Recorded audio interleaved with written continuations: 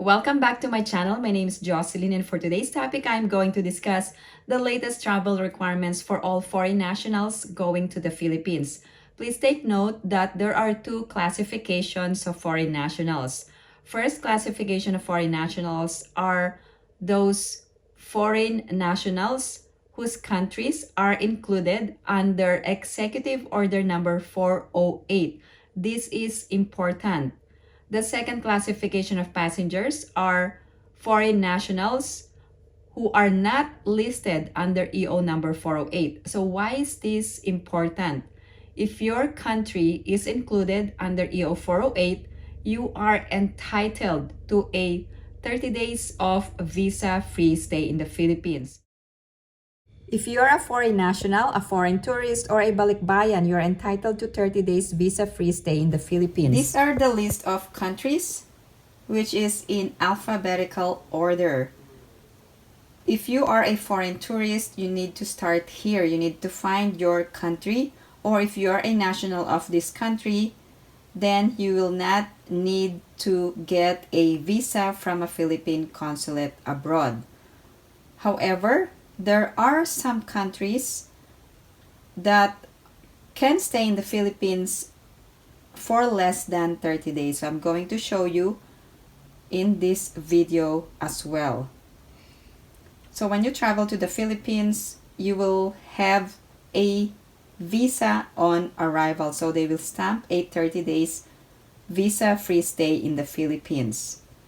There are actually 157 countries under EO number 408.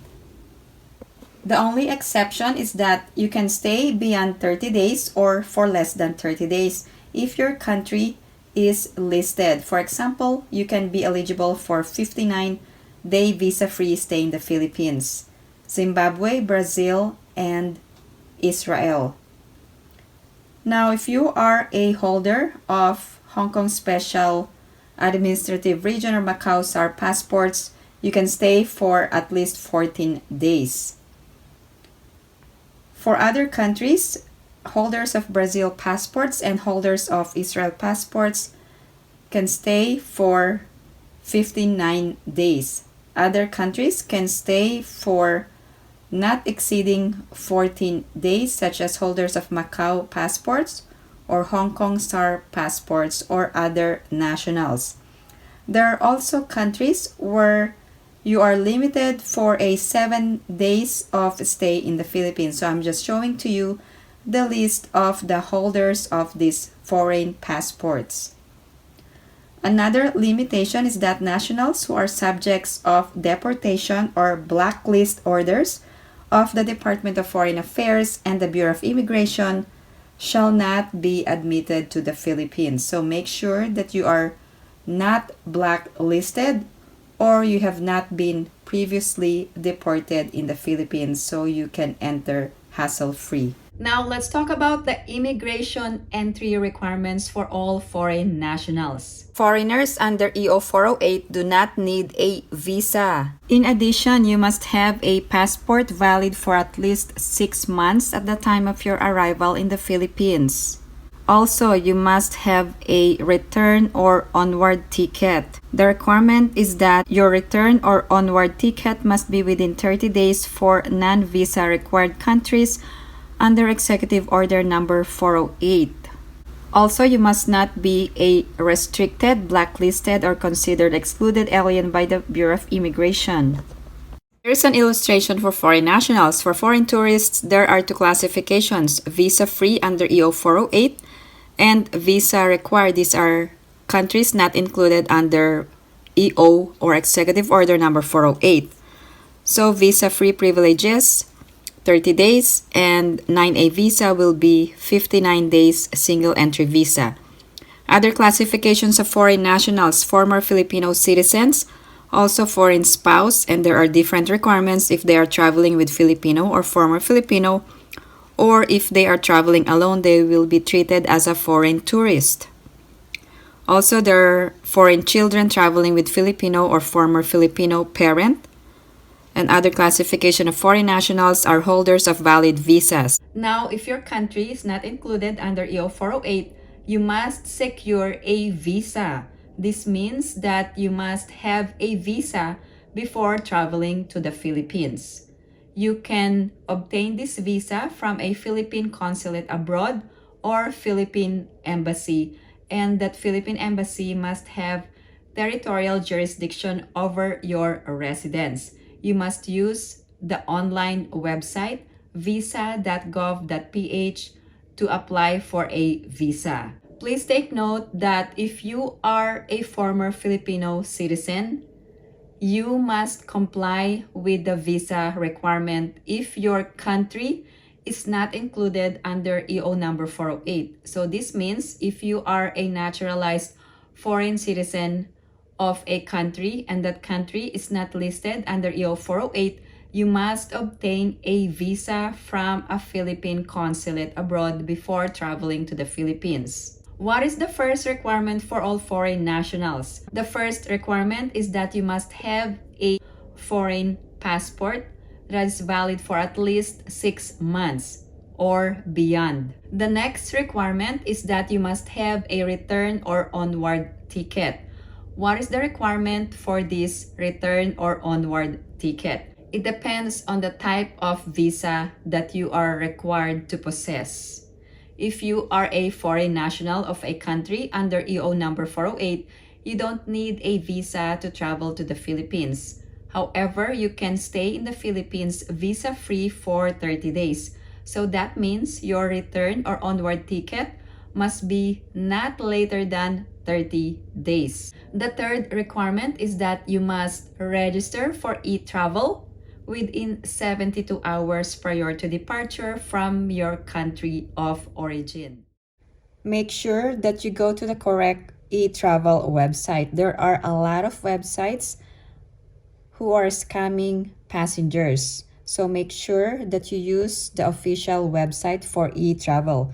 For example, this one, the Philippines-form, has victimized a lot of passengers going to the Philippines.